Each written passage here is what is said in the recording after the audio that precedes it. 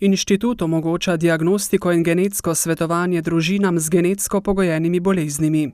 Vsak drugi prenaša eno škodljivo spremembo in če partner take osebe nosi škodljivo spremembo v istem genu, potem je 1/4 možnosti, da se rodi otrok z neko recesivno boleznijo. Laično rečeno ima genom ali vsaka celica prek 3 milijarde črk in med njimi raziskovalec išče spremembe.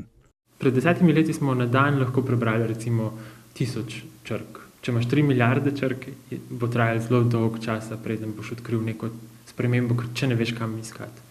Ampak tam okoli 4-5 let nazaj, ko se je začela ta zgodba, smo začeli vpeljevati novo tehnologijo, ki pa omogoča, da cel genom naenkrat v nekaj dneh preberemo. Prvič so to metodo uporabili pri raziskovanju, kaj je narobe z dojenčkom Tiborjem, da se je rodil s starikavim videzom in nepravilnostmi na kosteh. Metoda, ki obstaja šele od leta 2011, je bila dobro leto pozneje v Sloveniji že v funkciji rutinske diagnostike. Če sem čisto iskren, recimo ta metoda, ko sem jo omenil in s katero smo tudi našli ta nov gen za prezgodnje staranje, je praktično omogočeno kar velikem številu bolnikov z sumom na genetsko bolezen v Sloveniji.